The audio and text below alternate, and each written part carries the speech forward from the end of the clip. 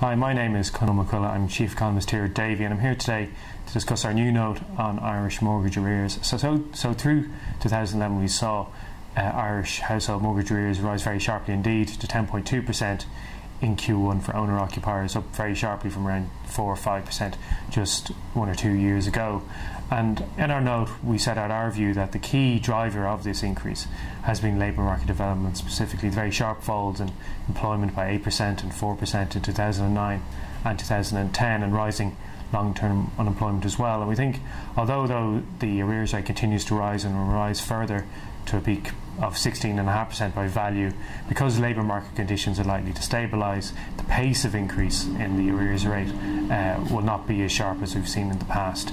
That said, there are clearly risks to that view, firstly from where the macroeconomy goes itself, also from the new personal insolvency regime, any kind of snowball effect where we see more tactical delinquency by borrowers hoping to avail of debt write-downs could push up arrears. We're also very conscious of the buy-to-let sector, where during the peak years of the boom in 2006, 2007 and 8, buy-to-let mortgages tended to have a 5-year trigger where they would move from interest-only payments to both principal and interest repayments. And what appears to have happened over the past year is that as buy-to-let borrowers have moved to paying principal, or rather not paid principal, they've gone into arrears because they've struggled to make those principal repayments.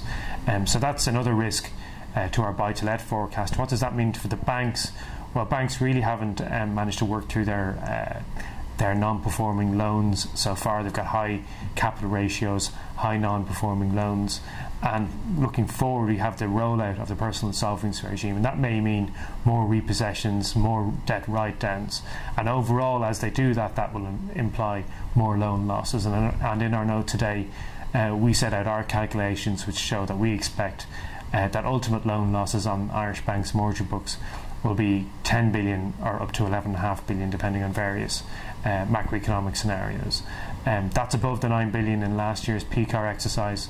It suggests the banks will need more capital to meet their mortgage loan losses as we move forward, but there's still another 8.5 billion of unused PLR capital. This was the capital that was set aside to meet the costs of selling non-core assets, and Irish banks haven't realised the very large discounts on asset sales that were assumed in last year's PLR exercise. There's that 8.5 billion left. So the extra 2.5 billion we've potentially identified, that could easily be met within that remaining 8.5 billion from the PLR exercise. That said, there's clearly risks around the corporate real estate assets of the banks, and indeed we're not assuming in a much larger incidence of bankruptcy or of large-scale debt write-downs as the banks move forward. So there's risks even to our 2.5 billion view over and above the PCAR.